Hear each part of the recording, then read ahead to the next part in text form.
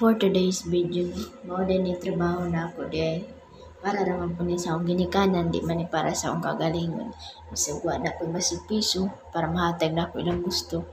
Kay mao man ni kalipay nila ug mao pud na atong gusto na makakaon sila sa atong pang-adlaw-adlaw ug labaw sa tanan maningkamot ta para sa ilaha. Kay sugad bata pa ta hangtod sa nagburang ta, sila man ang nagpa-eskwela sa atua. Sa grade 11 ra ang mataman na ilahang makaya.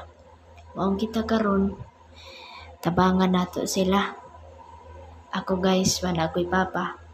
Pero gisacrifice na ko akong pag-eskwela na makangari ko og Manila kay para mahatag na ko ilang gusto.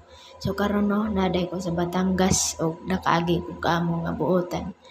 Labaw sa tanan mapalanggaon sila kay bless kaayo ko sa Ginoo ang gitagaan ko kaamo na buotan. Then prayer ta kay Lord basi pohon day og tagantag blessing nga mahatag sa tua, nga mahatag sa tuang mga ginikanan, labaw sa tanan para sa tong pagumangkon.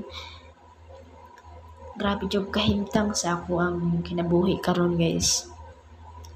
Ang unta tagantag dakong blessing sa Ginoo no na para umangat pud ta. Makahatag pud ta sa mga mahihirap, mga kapobre ba ug sa tuang ginikanan ba nga asenso man lang ta bisag gamay. So mao na akong giingon sa inyo ha, mintras lig-on pa ta maningkamot ta mag-ipon ta no. Ako ani wa jud ko'y naipon ani. Pero di man pud ko nagsisi kay gikan man pud sa akong ginikanan og paghatag sa ilaha. Di man pud ko nagkuan og kwarta jud. Okay na sa kuha nga mahatag na ko ilang gusto. Ako malipay na ko nga matawag sila sa kuha.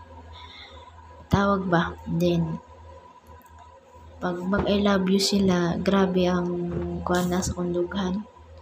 Itungod palangga ko nila, palangga po na ako sila kaayo. Abalong mo sa Masbate ang kahimtang namin. Sa isa ka adlaw, kaon may kaisa lang. Itungod nga gani wa may papa niya Mr. Father pud wala pungkol naman kay tungod sa paningkamot ng isda kay makin